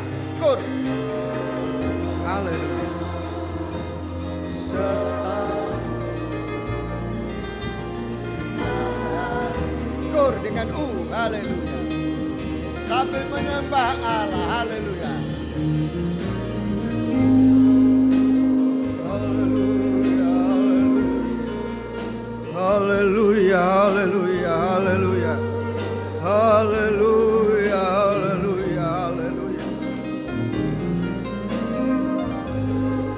Haleluya, haleluya.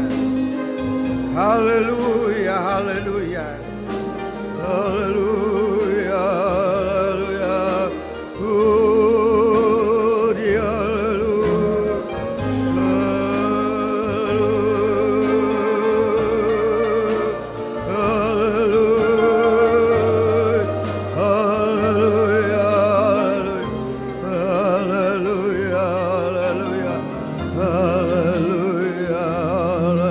Kita menyembah Allah. Haleluya, haleluya, haleluya,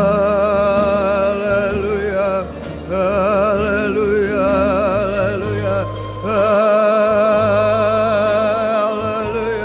haleluya, haleluya, haleluya.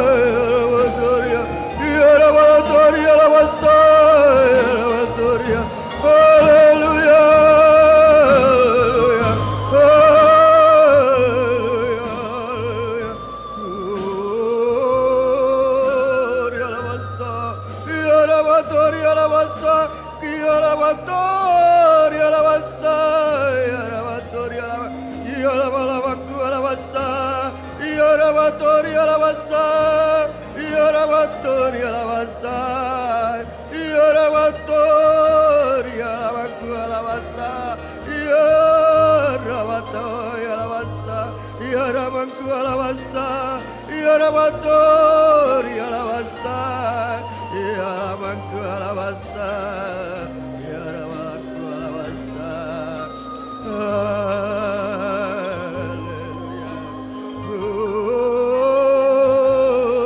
Yarabatori alabasa, Yarabatori alabasa, Yaramanku alabasa, Yaramanku alabasa, Yarabatori alabasa, Yaramanku alabasa, Yaramalamamanku alabasa, Yarabatori alabasa, Yarabatori alabasa, Yarabatori alabasa, Yarabaku alabasa, Yarabatori alabasa, Yaramanku alabasa, Yarabalabasa, Yarabatori alabasa, Yaramanku alabasa, Yarabatori alabasa, Yarabatori alabasa, Yaramanku alabasa, Yarabatori, Yarabalabasa, Yarabatori, Yaramanku alabasa, Yarabatori alabasa, Yarabatori alabasa, Yarabatori alabasa, Yaramanku alabasa, Yaramanku alabasa. Terima kasih Tuhan. Bagaimana mungkin Engkau sudah mengerjakan hidup yang berdosa ini Tuhan, oleh kuasa firman-Mu. Oh, haleluya. Ya Rabaturi alawasa. Haleluya. Terima kasih. Terima kasih. Haleluya. Haleluya. Haleluya.